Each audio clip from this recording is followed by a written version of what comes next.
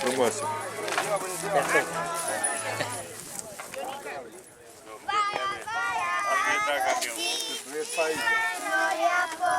Păi eu mi se fac cu Mihus. Și la noi a poposit în grădină și când vie numai flori și veselie. Tra la la la la la la, tra la la la la la. A venit și pe la noi prin grădina mea cu flori. A venit și pe la noi și în grădina mea cu flori. În grădină și în câmpie, numai flori și veselie. Tra la la la la la la, tra la la la la la. Bravo! Bravo!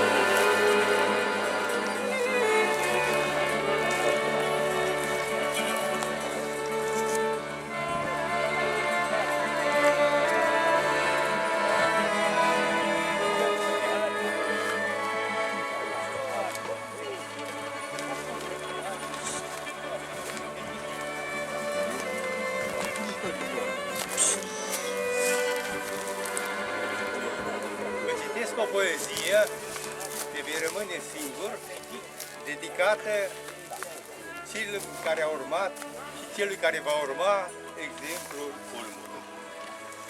De vei rămâne singur, fii Ulmul din Boldur.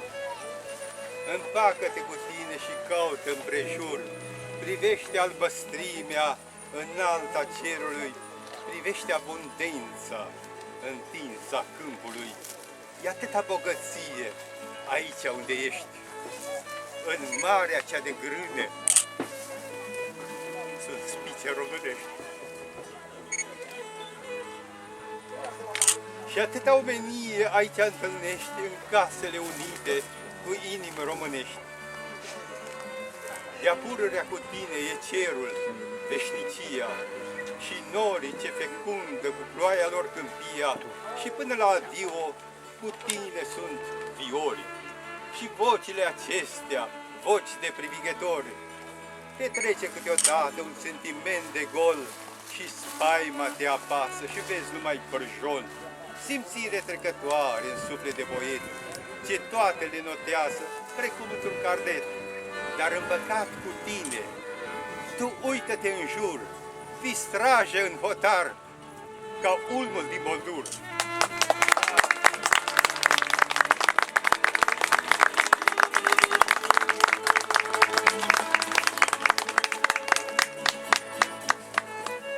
Torășenii mei frumoși, torășenii mei făloși, vă-țuc fruncea, vă-țuc mincea, mi dor tare de notar, de-un givan la un pahar, de un spic, de un cucuruț, de o miță de gânduți. Mi dor de lătrat de câini și de larma din veșini, de cântatul de cocoș, de-un cârnaț, de-un cărtăboș. Mi dor de-un cântat de greier, după mașina de treier, după toacă și o colindă și după un tunț de cintă. Torășenii mei frumoși, torășenii mei rânzoși, când vă fură la cântari, vă mâncați la vânzătari. Și ploiați, și arși de soare, mila voastră nimeni n-are. Vă purtați tovarul în space, suduind că nu-i dreptace. Vă sunt prau și mala și vă cânt cu taină faila, vorba mea rămâne mută. Greu vost nimeni n-ascultă. Torășenii mei frumoși, cu suflet bun și ghimoși, aș veni din nou în prag și m-aș închina cu drag să-mi pup din pita de acasă. Nu simțiți, așa-s rămas, numai noi ai din departe. Dorul-i dușem până la moarte. Și cu gândul iar venim, în amintiri ne întâlnim, nici toți veseli și făloși, torășenii mei frumoși.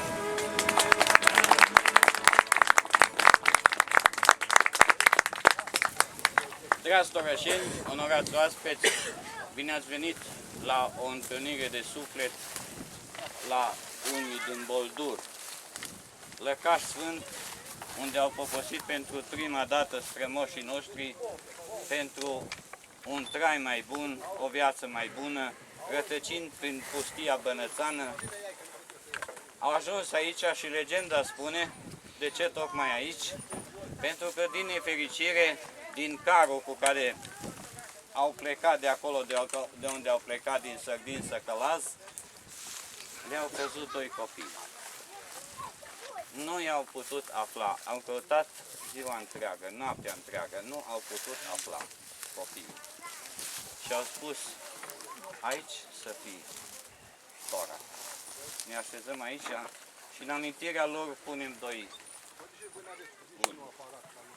care va sfinți acest loc și va da urmașilor și urmașilor noștri, stră, nepoților, amintirea celor care au privilegiat de acolo de unde au plecat și au ajuns aici, pe aceste pământuri, căutându-și traiul vieții, mai cu greu, mai cu necazuri, dar totuși și în zilele noastre căutăm să ne păstrăm identitatea, românismul, locurile sfinte, să ducem în Ada cu zestre tot ce am moștenit din străbuni pentru a fi păstrate pe veșnicii. Fie că sunt amintiri legate de sufletele noastre și le ducem în sufletele noastre, oriunde am fi, oriunde am plecat, prin orașele din Serbia, prin Europa, prin America, Australia, pretutindeni, sufletele noastre sunt pline de torac, de torăceni, de amintiri, de ladă cu zestre. Și bănuim că așa va fi și copiii, și nepoții, și strămoții noștri. Ca să ne ajute Bunul Dumnezeu. Cristian, președintele Fundației Cotărița cu Miraz și a managerului Mircea Lelea. Cei care au trudit ca această zi să ne fie frumoasă aici în natură, în hotarul Toracului. La fel țin să salut prezența distinsului nostru oaspete, Alin Nica, primarul Comunei Dudești Noi, despre care v-ați auzit de ce a propus tocmai la noi și de ce tocmai dumnealui. Salut prezența și domnului Valeri Moșescu, informatician, un maestor cu multe zâneaturi, dar cel mai important, un bun sufletist și bun român.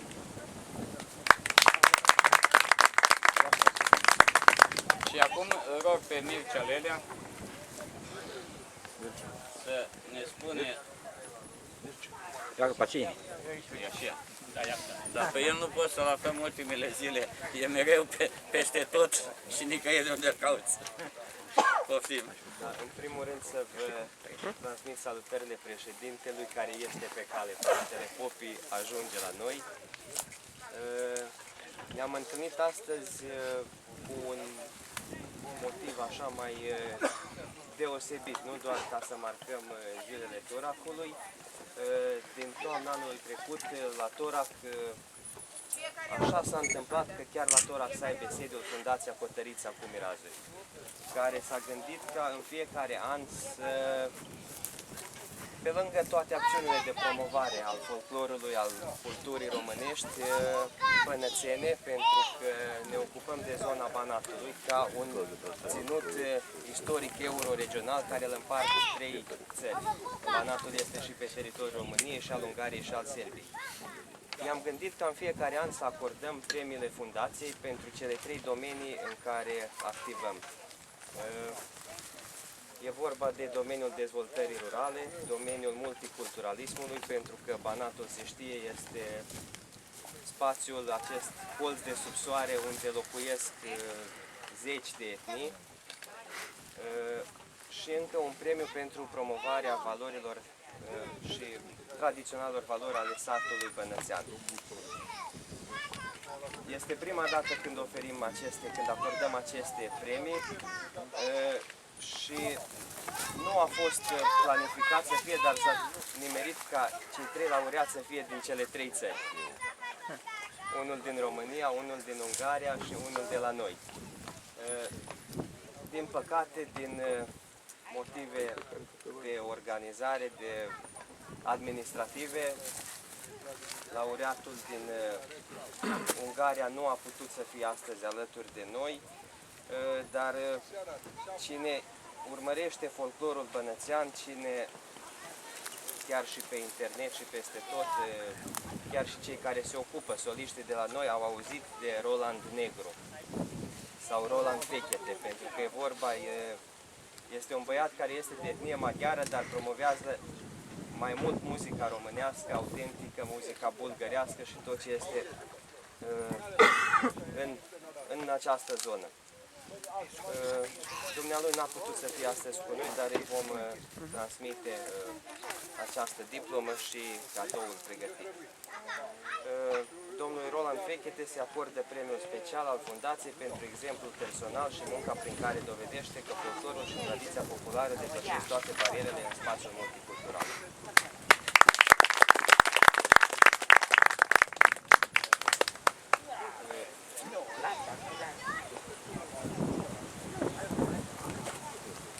Am început cu informaticieni și sufletiști.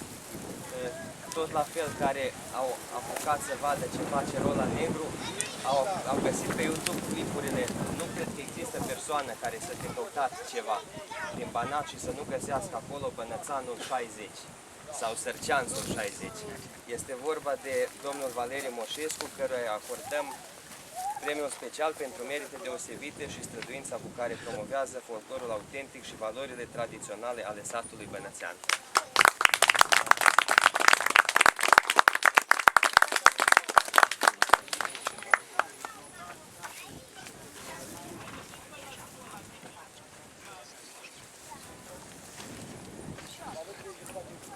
Pe lângă diplomă am pregătit laureaților noștri un cadou, o amintire de la Ulmul de la Bonduri.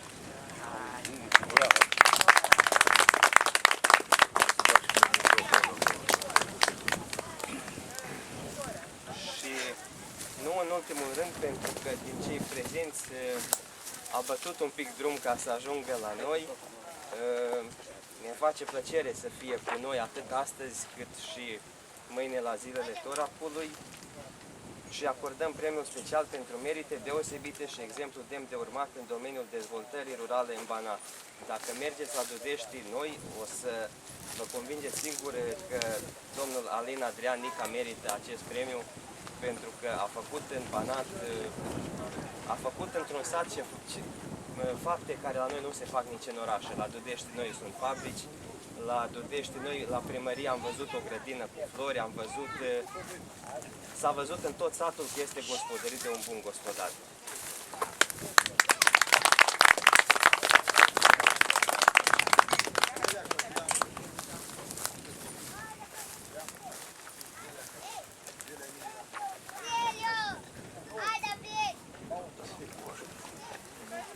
Vreau să îi mulțumesc lui Mircea, Fundației Cutărița Mireasă pentru acest premiu. Este pentru mine o onoare să fiu astăzi prezent aici, să iau parte la manifestarea aceasta de suflet. Sper că această manifestare să fie doar un început al unei colaborări mult mai adânci între Torac și Dudești noi. Sper ca la următoarele manifestări, fie în Dudești, fie aici în Torac, să ne întâlnim mai des, să schimbăm impresii, idei, experiențe și sper cât mai mulți dudeșteni să ia contact cu torăcenii, cu românii de aici din Torac și viceversa. Mulțumesc!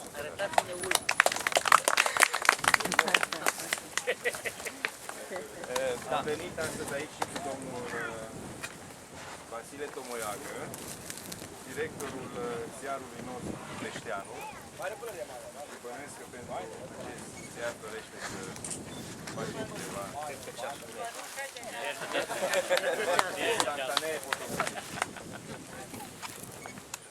Da, și să nu uit, astăzi după masă la ora 2:30 am stabilit.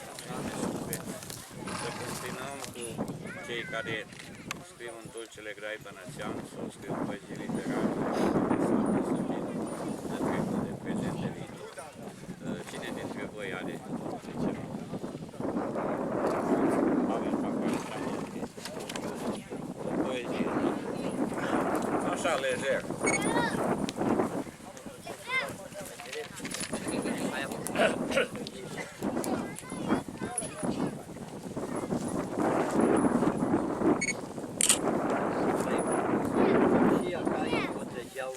roțele scârțeiau, de donara și-au ordus-o și sodarea ți-a pus.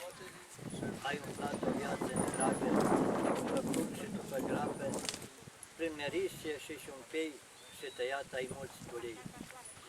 Cu pita și clisa în straiță ai plecat de dimineață. Cu cărșacul plin cu apă, la olde plecai lăsat. Tot vara, tot așa, și vremea mereu așa.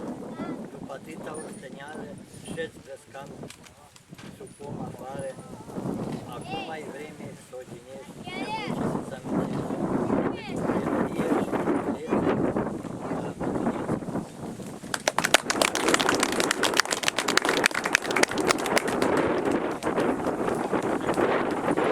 Mare săran gospodar, sunt foarte bun gazetar și poet, i-am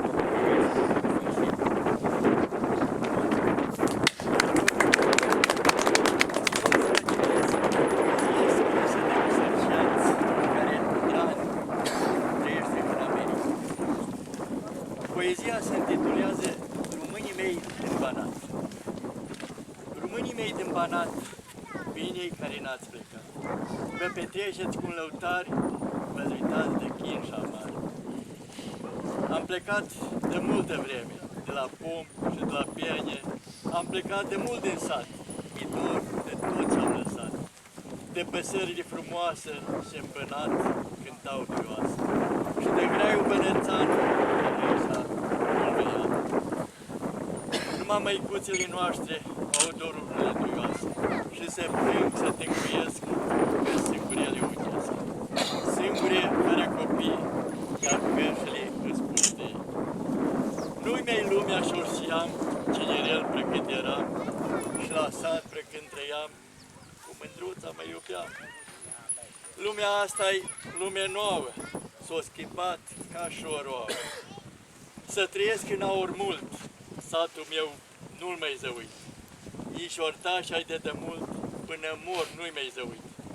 Să am dolari cu milionul, iară de Banat e dorul. Poezia noastră l-a scris Iosif Miloș Puiu, cunoscutul cântăresc pe care probabil fiecare de cei din anii noștri, în anii frumoși ai Doamnei, ne aducem cu drag aminte. Mai e un coleg, mare sufletist, prezentator, redactor, director și așa mai departe cu dor, Dan Liuț din Bocșa.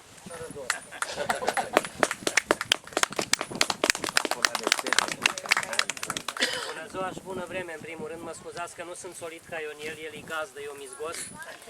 El e în țoalele lui, eu sunt țoale nemțăși. Am promit ca stară mă îmbrăc și eu cu țoale de împrumutat. Unii poate ai stară.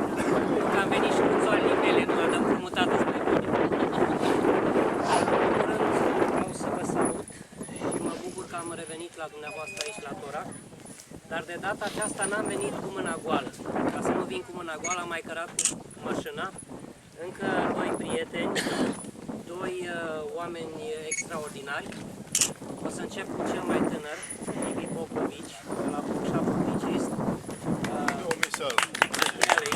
Tot în soale nemțăși ca și mine. Și cu un simbol al muzicii populare românești, al muzicii populare bănățene, omul care s-a confundat de-a lungul timpului cu doina bănățeană. Îți zic că dumneavoastră, cei din lumea satului, n-ați auzit Satule Grăgină Mândră. Astăzi cel care cântă Satule Grăgină Mândră, Iosif Ciocloda, e aici.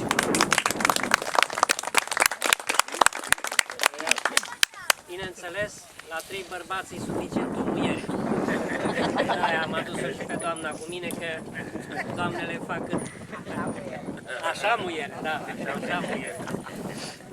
După cum vedeți, noi am demarat deja festivalul de umor. La umor suntem aici sau la bul? La bul? Nu știu ce trebuie să zic. Azi toată ziua și Umor. dragoste, și sentimente, și umor. Începând de la femei până la... Umor și umor merge. Merge și umorul, da. Mă gândeam atunci când m-am întâlnit azi dimineață cu Ionel, mă rog, eu am ajuns înaintea lui, că așa e goștii, ajung întotdeauna înaintea gazdelor, nu? Ori fost gazdele, ori pus niște paie pe jos, dar sunt bune și ăștia. Să trecem acum la lucruri la fel de serioase ca și umorul, dacă nu chiar mai serioase decât umorul. Atunci când Ionel mi-a zis că trebuie să vă spun ceva, mă gândeam ce aș putea să vă spun eu. Văzând acest ulm, acest simbol al dumneavoastră, m-am gândit că există un lucru care poate să lege următoarea poezie de ulmul dumneavoastră, pomina. Știți că Bănățanu zice că pomina îi trăiește. Și la ulmul ăsta pomina îi trăiește și probabil că o să-i mai trăiască pomina multă vreme de acum înainte. Poezia pe care vreau să vă spun se numește Țucăl-moșu. Este a primului poet dialectal recunoscut în întregul Banat istoric, Victoria de la Marina. Țucăl-moșu, Țucăl-moșu. Era vorba unui moș când vecea pe pătrăfuci. Tot cu rând moșu. Moșului i-a fost zănatul să șerșească la creițare. N-a aduna el bunuri mari, dar îl miluia tot nat. Viața mi este răosândă, până la 100 am un an. Să jelea el în divan cu vorba lui bună, blândă. Toți copiii luam cu buna, nu ca brăilalți căliși. Moșuțucă, pimiși, zicea el să mulțumească. Dă colaș și cu roșu, când pomana se împarce pe la Paști, așa împarce și lui bietul Țucăl-moșu. Hei, într-o iarnă da cumplită, iar veni moșul muraș, gârbădit, zdrențos, ulaș, cu tot zărtica lipită. Și m-a venit la noi, baș în seara de ajun, mă ghingeam ascuns în mine. Nu fi moșul Moș Crăciun? Seara în vremea de colindă, când sărbătoream la pom, s-a parșa om zicând slujilor din cin. Oameni buni al lui Hristos, ia săriți cu toți afară, ca acolo, în Neau, a căzut un om grămadă. Și l-or luat om pe sus și l-or pus la sluji. Țucăl-moșul înghețat! Am strigat eu ca dar sură și frecatul lor puneau și i-or dat să bea din per, dar târziu și îndeșet. După șer, dă-ți-mă stau și s-o stâns moșul mirește, un biet suflet chinuit, pământul l-a înghițit. Ei, da pomina îi mai trăiește. De-aia, dragii mei, și pomina lui și pomina noastră, dacă o fi în veci, îi dă bine. Dacă nu, ne vedem astară la Festivalul de Umor. O să ne pomenească azi. Mulțumesc frumos! Păi că eu să mi vină ce rog frumos lângă mine. Eu vi l-am arătat și vi l-am spus că eu sunt ciocărotat. Dar la el trebuie să vă șarace că eu sunt ciocărotat. Eu știu că Ionel i-a zis, pui bată ce să ce bată, dar așa pinge cu torășenii, că am crezut că ești din Tora. E adevărat? Așa că uite, eu oricum mi l-a dat doamna pe buletin și a zis că nu avem voie, în afară de 2 muieri, mai mult de 2 muieri nu avem voie. Da. Și niciuna nu se mai poate. Da, prima dată la o întâlnire de suflet în România, la Mehadia, da, la domnul Dan Petnicianu, recitam, se povestea, se cânta și dintr-o dată aud o voce superbă. Satule, grădină.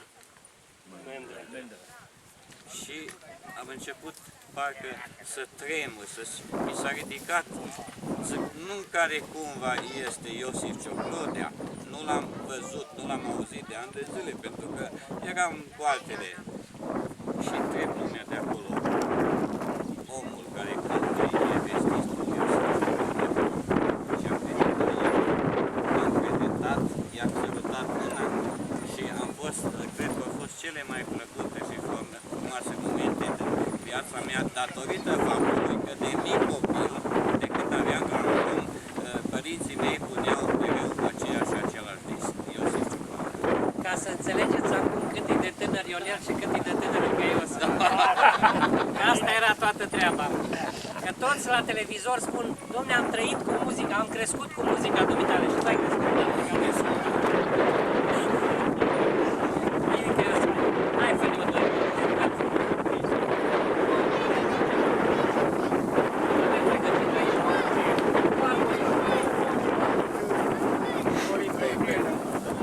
Acum, înainte de a-l pune pe Uica Iosif să vă cânce, trebuie să vă zic că și la noi, ca și la dumneavoastră, ne însace și el după ureche. Uica Iosif în sat îi zice, eu sunt Alucucu. Aluan Alucucu al sărac.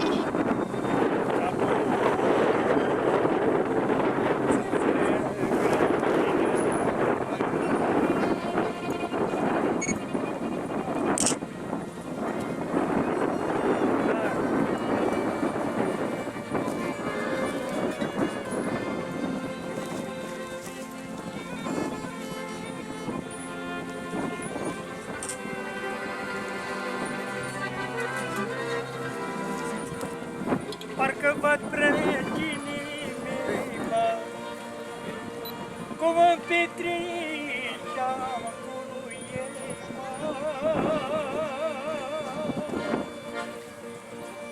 le cântam pe la porchiță, mândrele tagorii. Satul grădină mândră, mai tragi.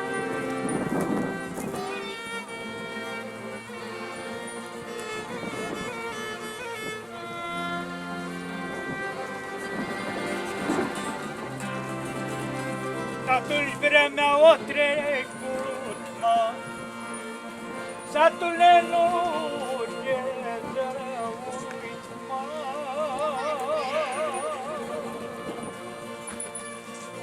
chiar dacă am plecat de acasă, dorul de răcine mă apar. Satul de grădină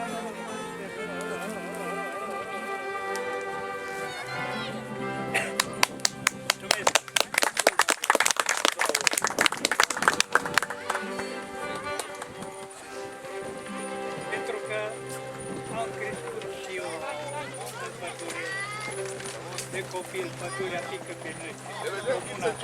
Bine, ceau!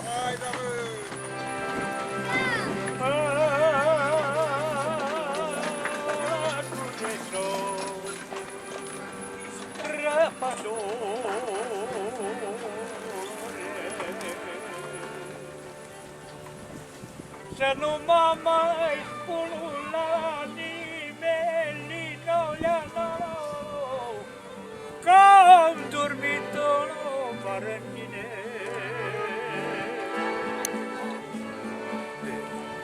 Pădurea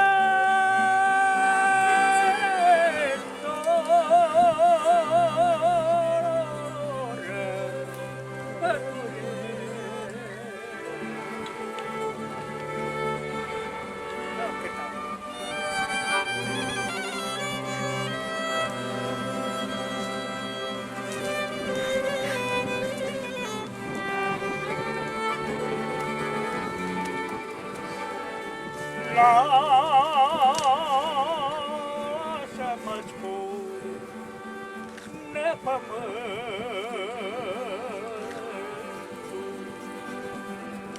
lasă-mă spune pământul din oleană, că eu mă pot ascunde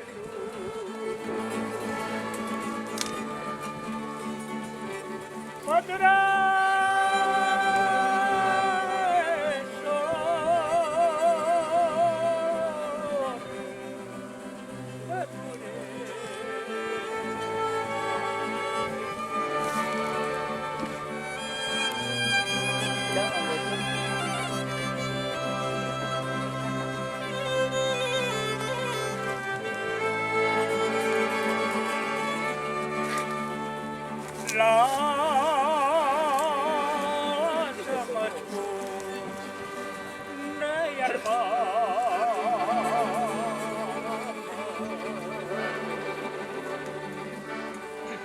lasă-mă spune iarba mă,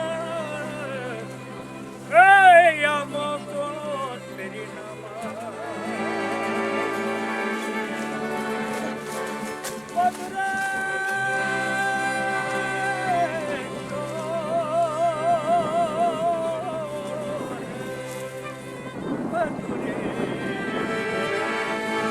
Să trăiți, vă dea Dumnezeu!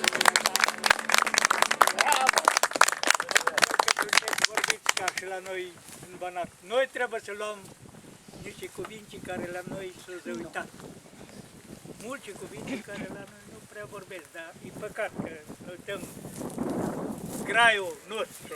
Păi că eu să merg să facă Ionel o potrea cu banda de muzicanți. Șez acolo cu banda, nu cu mine. A zis că m-am chiar.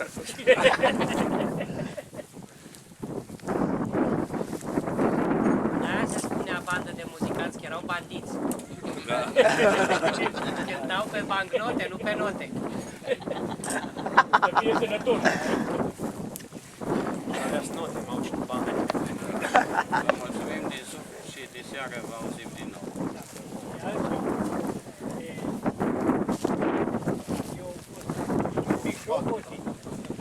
Asta stară mai facem una, uite. Mai bine o las o coceală.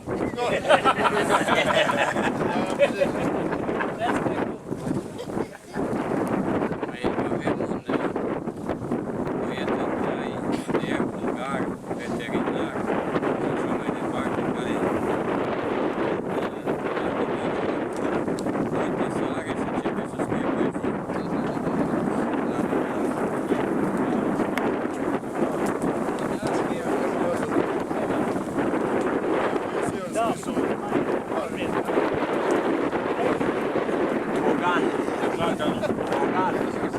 Poezia scrisă la alătură de ea.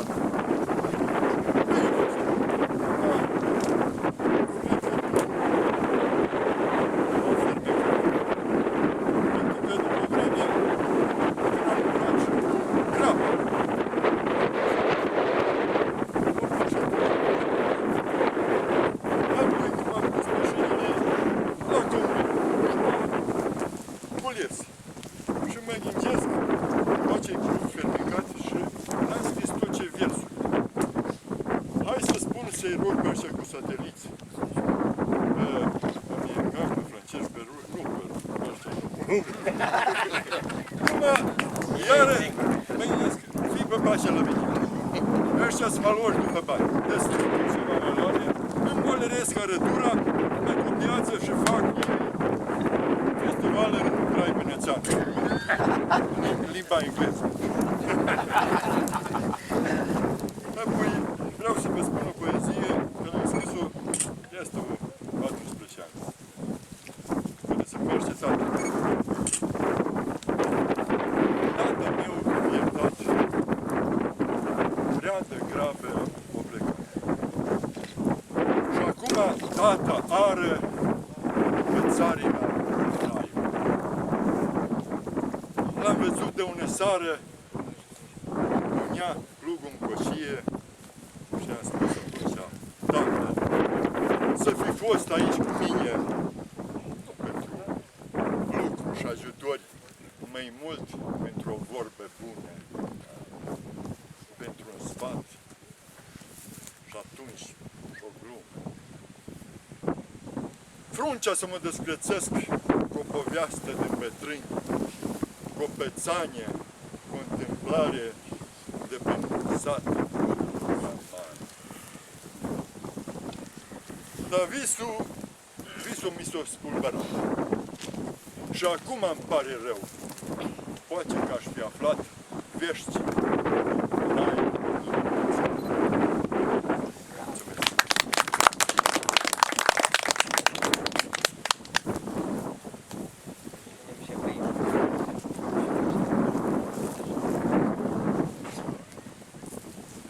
Mircea să fac o poezie, spune-mi altceva și Gogervei că Dar să facă ce vrea, ce. Faceți amândoi aia cu internet. Cu internet. Da. Lăsăm și pentru asta.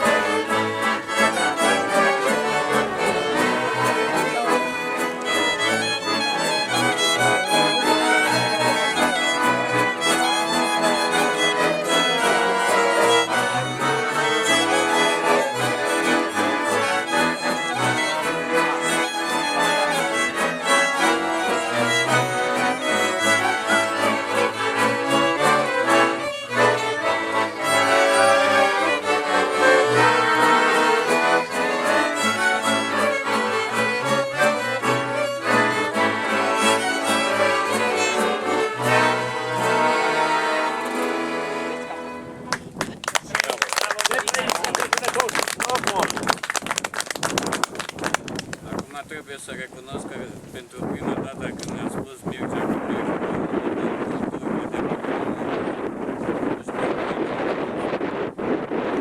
toate sănătorile laterale din vacuris, carnea de și pământ. Iau iar.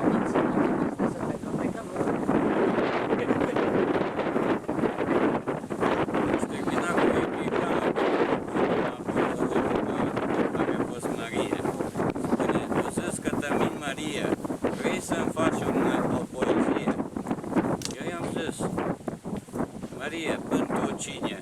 Și n-aș face, dar nu vine.